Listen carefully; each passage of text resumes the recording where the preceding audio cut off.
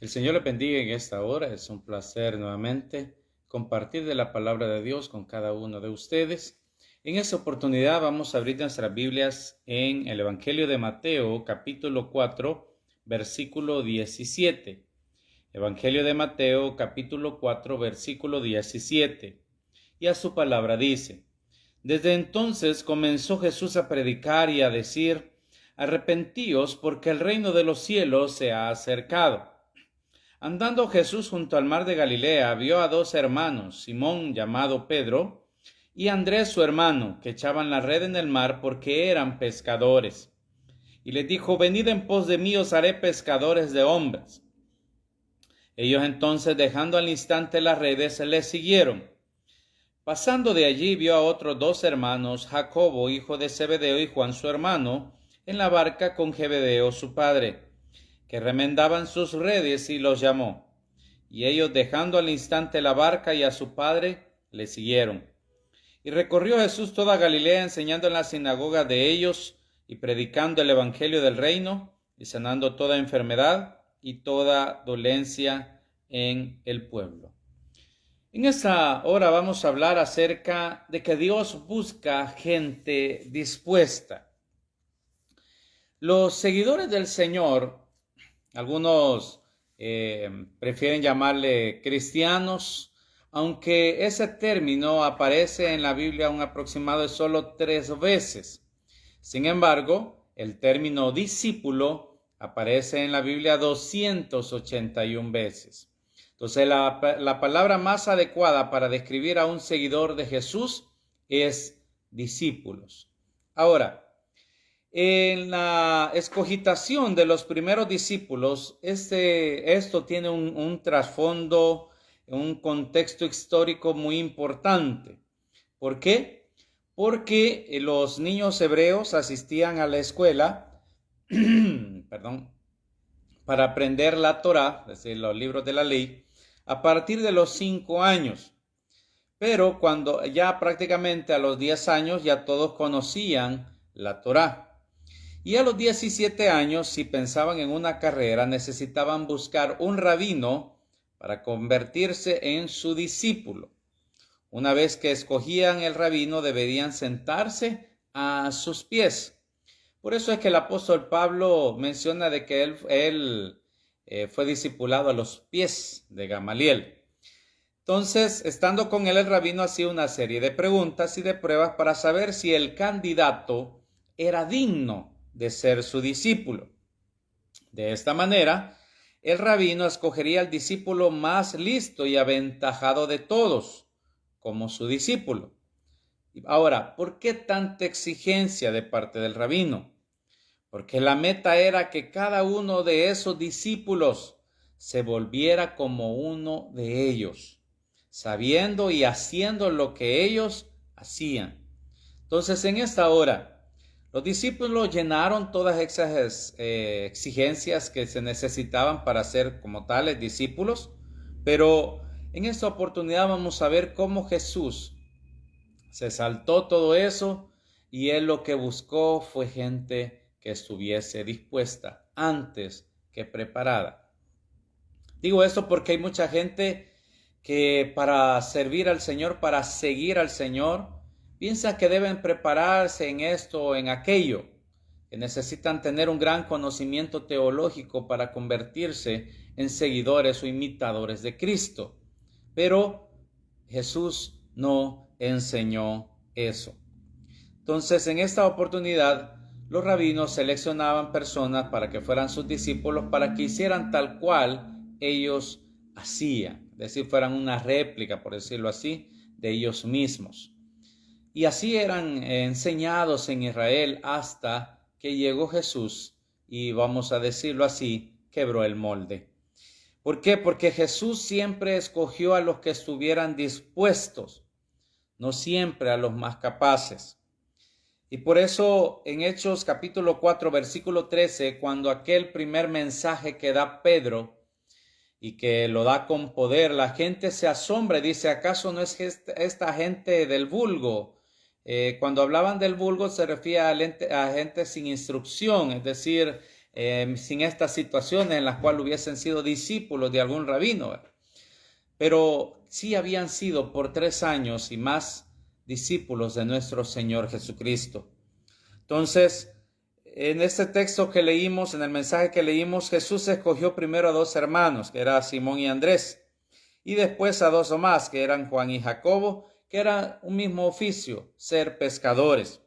Ahora, como le digo, contrario a lo que los rabinos en aquel entonces hacían, escogió a hombres sin mucha preparación y cultura académica, que sería lo más indicado para aquellos que quisieran comenzar un movimiento de un alcance mundial. Sin embargo, Jesús no hizo eso. Entonces, lo primero que uno comienza a ver en estos discípulos que Jesús llamó, era que eran personas que no tenían ningún carisma o algún potencial personal, que es lo que la mayoría de lugares, aún en empresas, se busca, personas que puedan tener un potencial. Sin embargo, en esta oportunidad, estas personas a simple vista, no presentaban nada de eso, ¿verdad? Ante cualquier persona que los escogiera, como le digo, para alguna empresa, pensaría que es un total fracaso, porque no reunían ninguno de los requisitos que los rabinos sí escogían. Pero Jesús, si usted vemos en la lección en la porción que leímos, que Jesús les dijo, sígueme, los haré pescadores de hombres, y que en el instante lo siguieron, estuvieron dispuestos a seguir al Señor. Algo también que, por eso decía por acá, un comentario de John MacArthur respecto a esto, y dice, Dios se brincó a los sabios de aquel tiempo. Los grandes eruditos estaban en Egipto, la biblioteca más grande en Alejandría. Los mejores filósofos vivían en Atenas y el poder se encontraba en Roma. Él dejó fuera al historiador Herodoto, al gran pensador Sócrates y a Julio César, y en su lugar escogió hombres ordinarios que parecían una mala broma, no a rabinos, ni a maestros, ni expertos en religión. Así pues, Jesús escogió lo último que el mundo del conocimiento y la sabiduría podría pensar, porque el propósito de Cristo no era para que el trabajo que hicieran en el mundo dependiera de ellos, sino de lo que Cristo iba a hacer a través de ellos. La gente con mucho talento y conocimiento se le iba a interponer en el camino, y a lo mejor nunca iban a depender de él para el trabajo al que fueran llamados. Con esto Jesús les enseñó que su poder en esos vasos débiles era infinitamente más grande que el mayor de todos los talentos sin él. De igual manera, Dios quiere usarnos a cada uno de nosotros con lo que tenemos, con lo que sabemos, y Él seguirá haciendo la obra en nuestras vidas. Porque dice que Él pone tanto el querer como el hacer de acuerdo a su buena voluntad. Y por eso el apóstol Pablo dice que lo vil y menospreciado del mundo escogió Dios para avergonzar a los sabios. Es decir, Dios no estaba buscando, el Señor no estaba buscando personas que supieran mucha, que tuvieran grandes conocimientos teológicos, porque cuando se llegasen las pruebas, cuando llegasen las dificultades, cuando llegasen los retos, estas personas podrían tender a depender de sí mismos, de lo que sabían. Sin embargo, estos discípulos iban a depender siempre del Señor Jesús. Iban a depender siempre de Dios, porque sabían que no tenían mayor talento personal. Así que cuando nosotros analizamos nuestra vida, muchas veces hay personas que dicen, yo no tengo mayor cosa que Dios pueda usar en mí, porque se ven a sí mismos y no ven mayor potencial en sus vidas. Pero recuerde que Dios llama a las cosas que no son como que si fuese. Por eso cuando Gedeón estaba escondido en la cueva, le dijo, varón esforzado y valiente, porque Dios estaba viendo lo que podía hacer a través de él, lo que podía hacer si dependía totalmente de Dios. Y por eso Dios busca siempre personas que estén dispuestas a creerle, a seguirle, a hacer su voluntad, a pesar de sus propias limitaciones. Porque es ahí donde dice que el tesoro está en vasos de barro, para que la excelencia del poder sea de Dios y no de nosotros. Es decir, Dios busca personas que estén dispuestas a decirle, Señor, aquí estoy. No tengo la mayor situación, la mayor preparación, pero aquí estoy. Y a lo largo del tiempo vamos aprendiendo muchas cosas. Cuando Dios me permitió comenzar a predicar, tenía aproximadamente 18 años. Empecé a predicar en unas células o casas de oración, como usted le quiera llamar. Entonces, no tenía mayor conocimiento, no tenía mayor situación. Pero a lo largo de 21 años tengo de haber entregado mi vida a Cristo. Muchas cosas he aprendido y muchas cosas también el Señor ha hecho a través de mi vida. Y hemos también pasado diferentes situaciones, diferentes cuestiones difíciles, pero que siempre nos han ayudado a crecer en el Señor. Por eso es importante que cada uno de nosotros nos dispongamos siempre para Dios. Le digo, empecé a predicar en medio de personas que tenían mucho mayor rodaje cristiano y conocimiento bíblico que mi persona. Y por un momento no le voy a decir que no decide tirar la toalla o decir no puedo más con esto. No le voy a decir que no.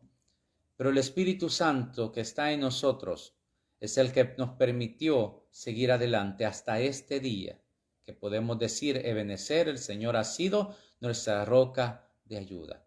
Y Dios busca eso, disposición, y Él hace lo demás.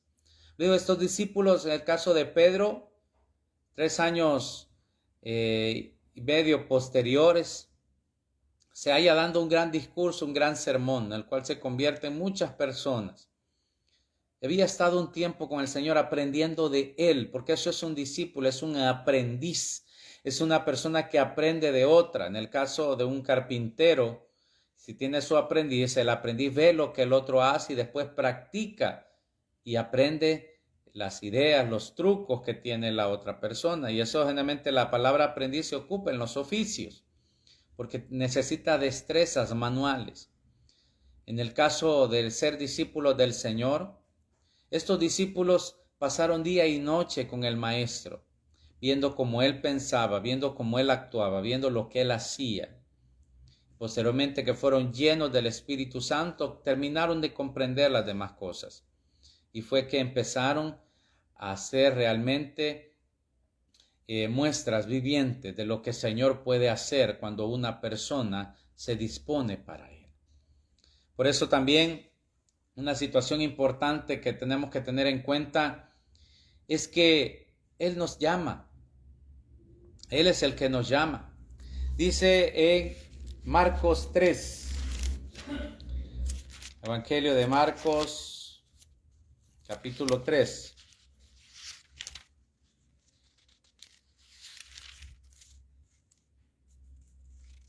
Dice en el versículo 13, después subió al monte y llamó así a los que él quiso y vinieron a él, y estableció a 12 para que estuviesen con él y para enviarlos a predicar y que estuviesen en autoridad para sanar enfermedades y para echar fuera demonios.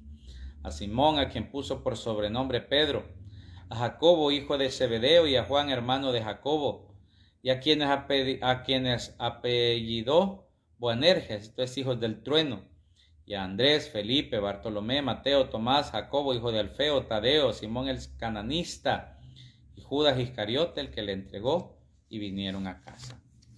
Es decir, el Señor fue el que llamó a sus discípulos. Pues le dijo a Pedro, venid en pos de mí, vengan detrás de mí, síganme, y haré pescador de hombres.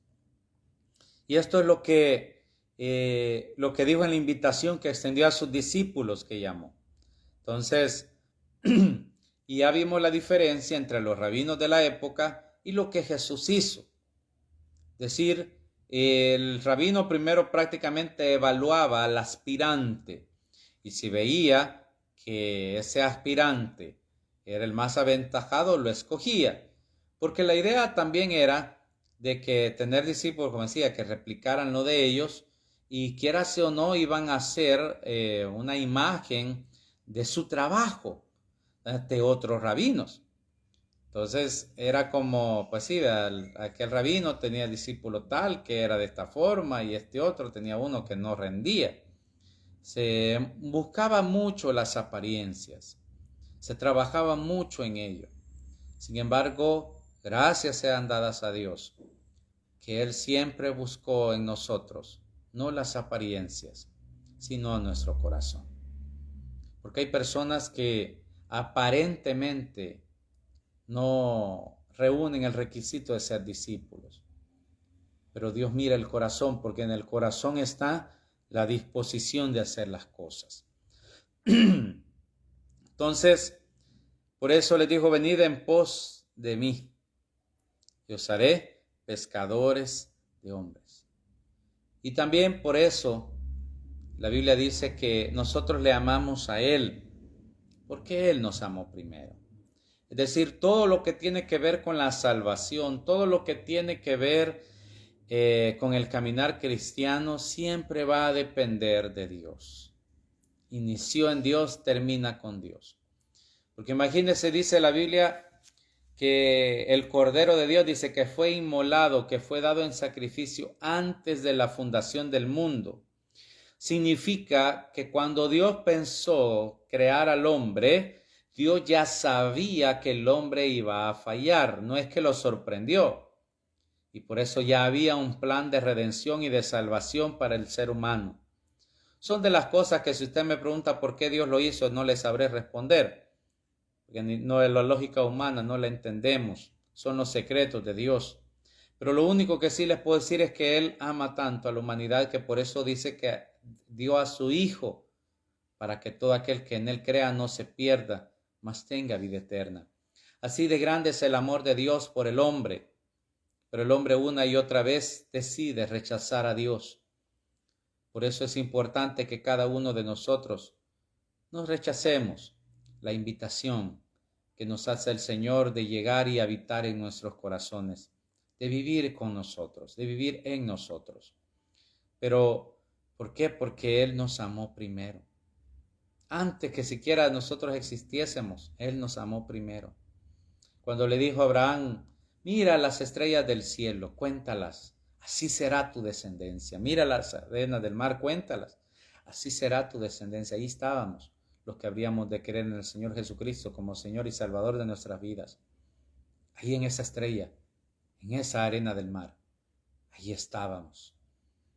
Por eso el Señor dijo, te bendeciré y será bendición y en ti serán benditas todas las familias de la tierra.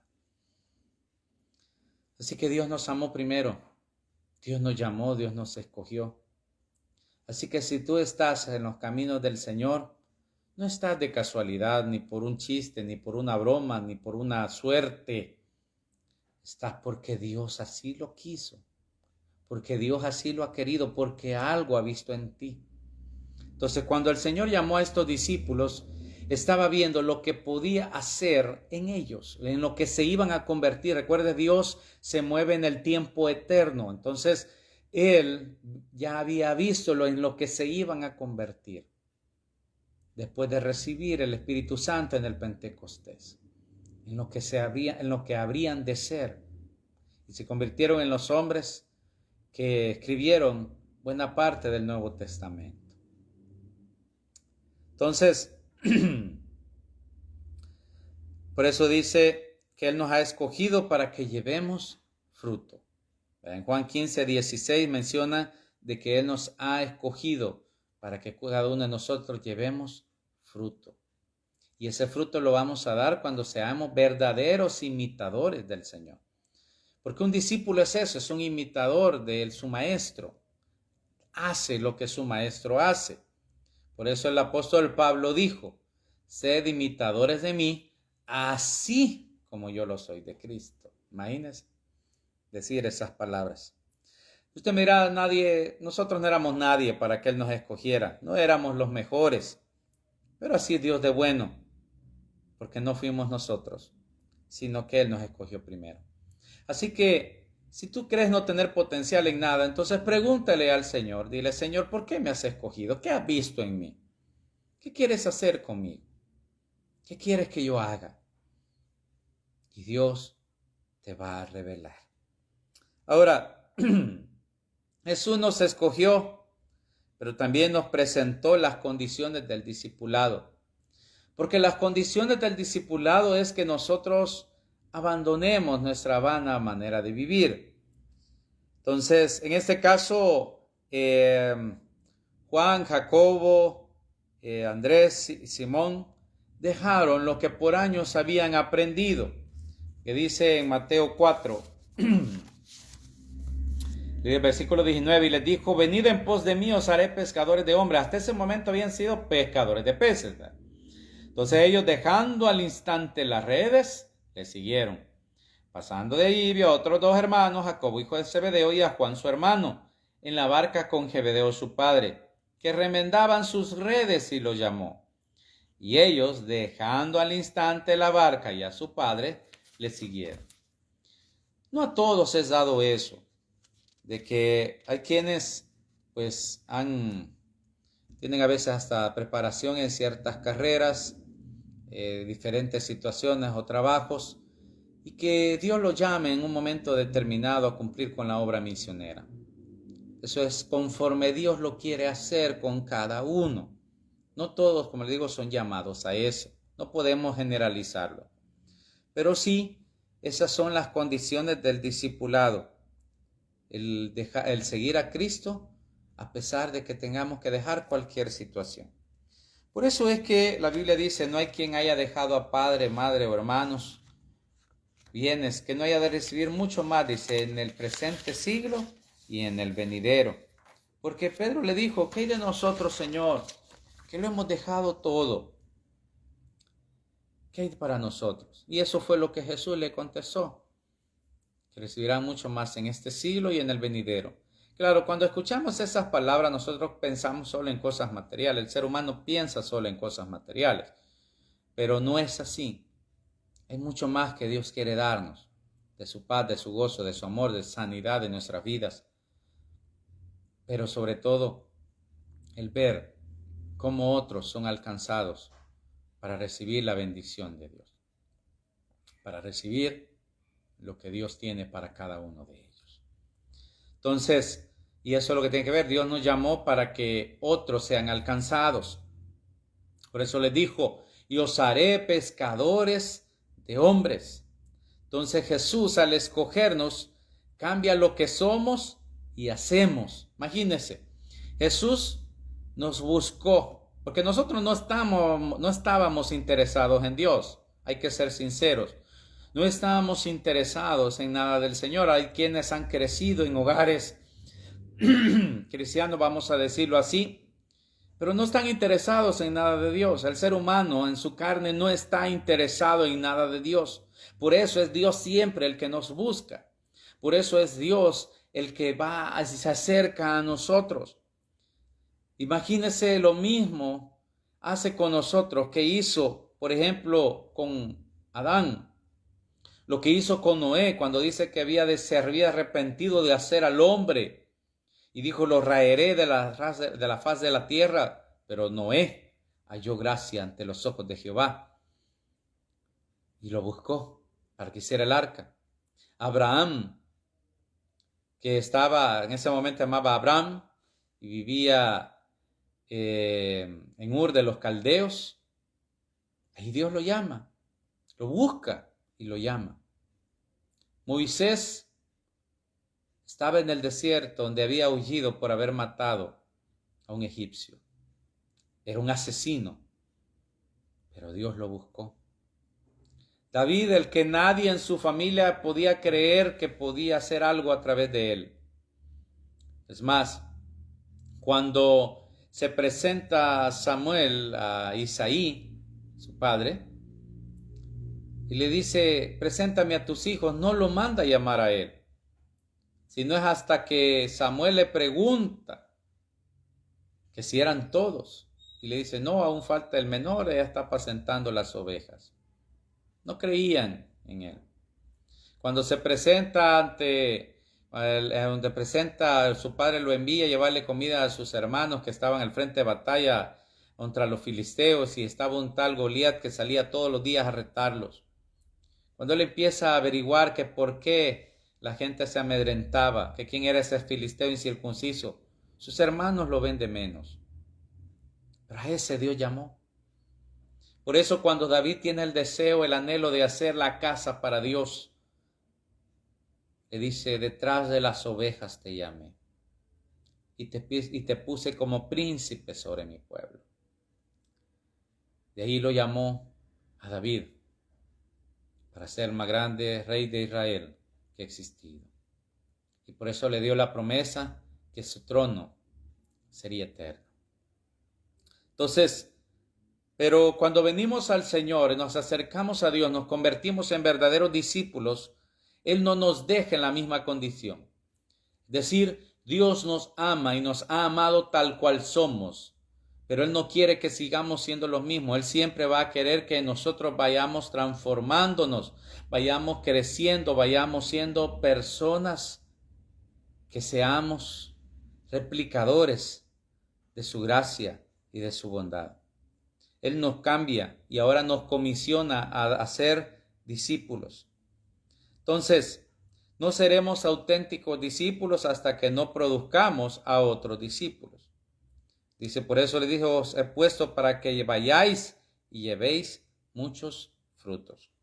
Ahora, ¿cómo demostramos que somos discípulos? Decir, ¿cómo sabemos que realmente es un discípulo del Señor? En el caso de los rabinos era si este discípulo comenzaba a replicar sus enseñanzas. En este caso, si nosotros empezamos a replicar las enseñanzas de Él, entonces de hacer a otros discípulos, de mostrar su amor, su gracia y su misericordia. Entonces, porque Jesús le dijo, id y haced discípulos, dijo, id, bautizar y enseñar son participios cuya fuerza se deriva del verbo imperativo hacer. Jesús resumió su misión diciendo, porque el Hijo del Hombre vino a buscar y a salvar lo que se había perdido. Entonces, nosotros también tenemos que unirnos en esa cruzada de hacer discípulos, demostrar el amor de Dios. Por eso dice, vayan y aprendan qué significa misericordia quiero y no sacrificio.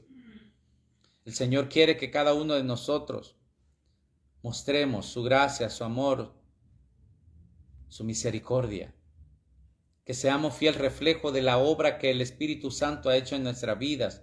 Que seamos fiel reflejo de las enseñanzas de Jesús en nuestra vida. Por eso dijo Santiago, que no seamos oidores olvidadizos, sino hacedores de su palabra. Porque al convertirnos en hacedores de la palabra es que nosotros nos estamos convirtiendo en verdaderos discípulos del Señor.